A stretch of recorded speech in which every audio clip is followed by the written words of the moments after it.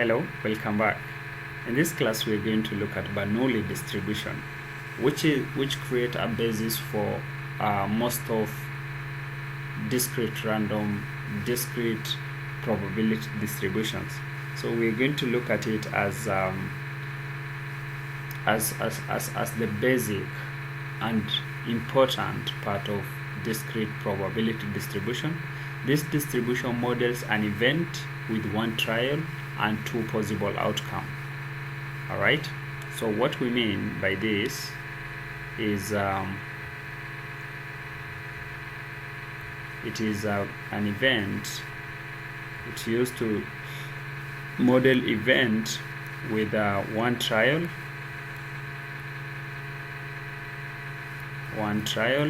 and two possible outcomes.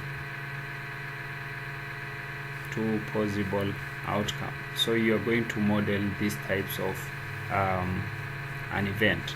For instance, if I give you a random CAT now with a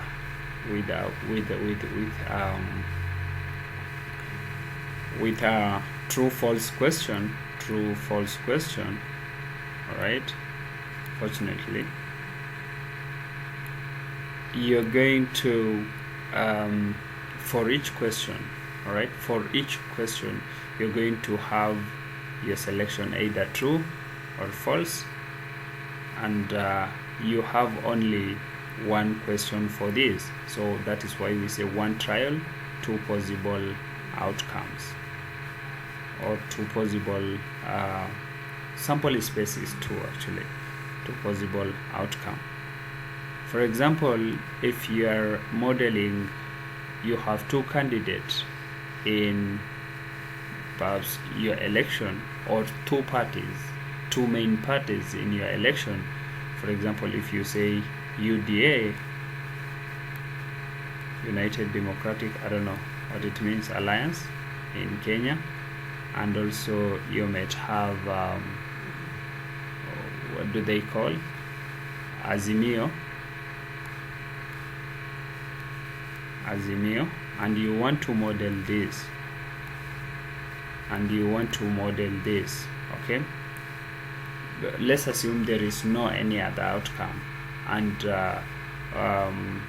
what is the probability of you going for UDA or you going for Azimio?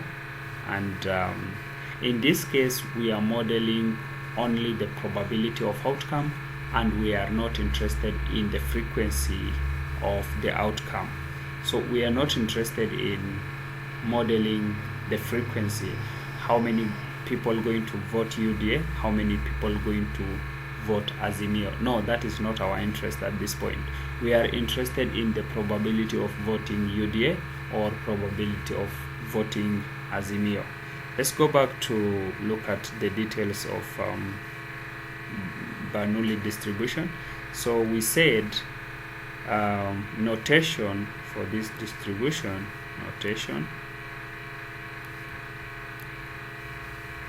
notation is we are saying Bern for Bernoulli and P. So if we say X is voting, all right, follows Bernoulli distribution, and it should be Ber. If you say B, you will be meaning something, okay? Bernoulli with P, and by P we say P is probability of success.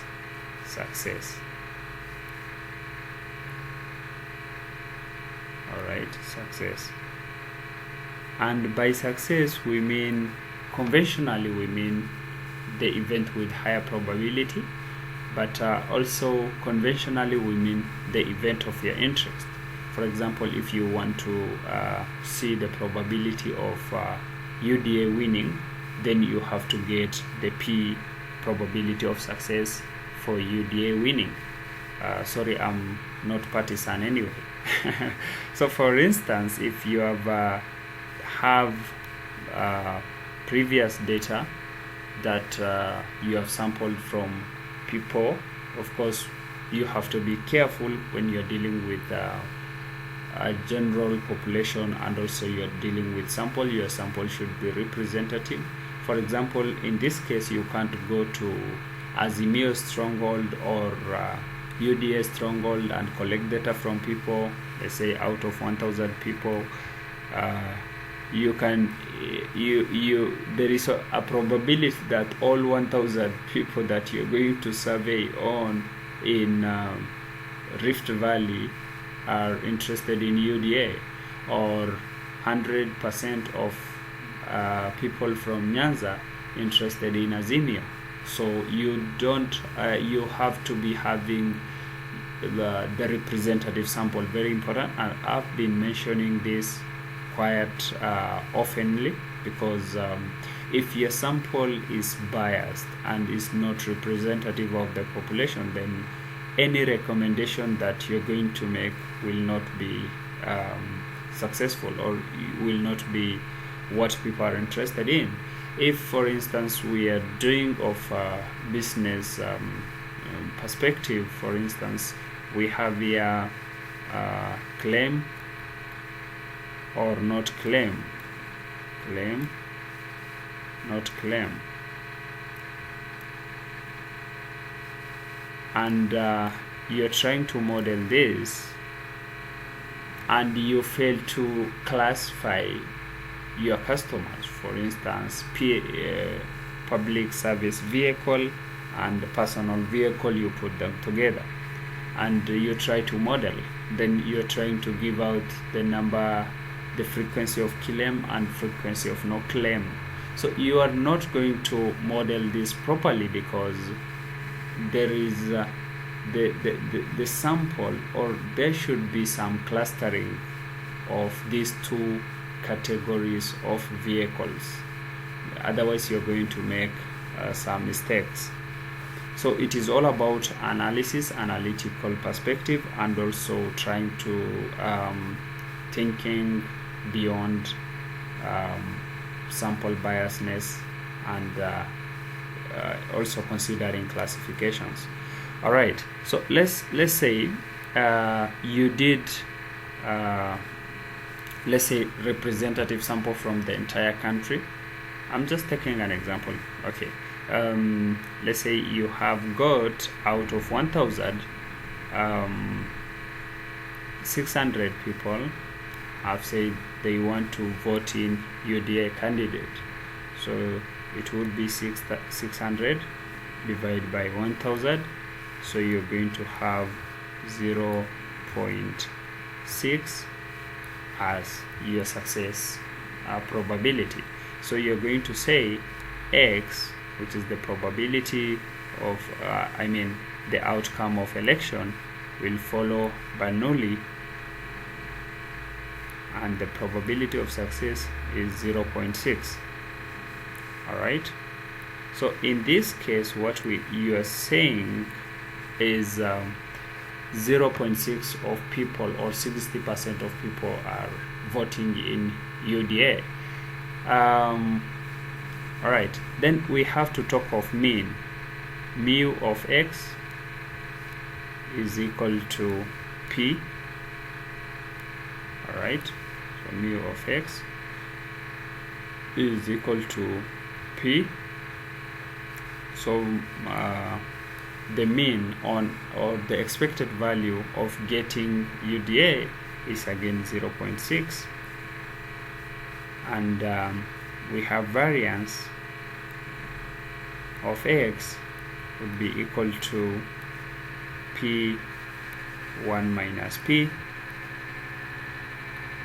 all right, so you're going to have it like 0.6 times 0.4,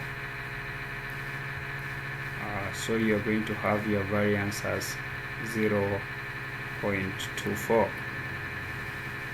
I hope you know how to interpret mean and also how to interpret variances.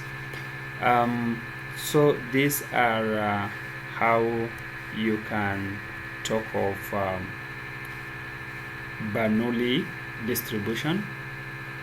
now we have only looked at the probability of success, or the probability of specific outcome, the probability of getting the right answer, the probability of student failing, the probability of someone claiming, the probability of someone not defaulting, and so on. So in that case, we are using Bernoulli distribution, and we get the values or the theoretical probabilities from the experiment that we have already done, because we have already done survey, we have already collected data on our datas, we have already collected and known how many have paid, how many failed to pay. We have collected data on our insured persons, and we have looked at how many claimed, how many not claimed. Then from there we have created a probability of claim, not claim, a probability of selling, not selling, and so on. But now it is important if we start talking of frequencies rather than probabilities. So in frequencies, we are talking of what number of people are going to claim if the probability of success is this, and the probability of the other probability would be 1 minus the probability of success, because we have said there is only two outcome. So in our next class, we are going to look at what if we have more than one trial. Okay, what is the expected value? And also we are looking at what is the number of the frequency.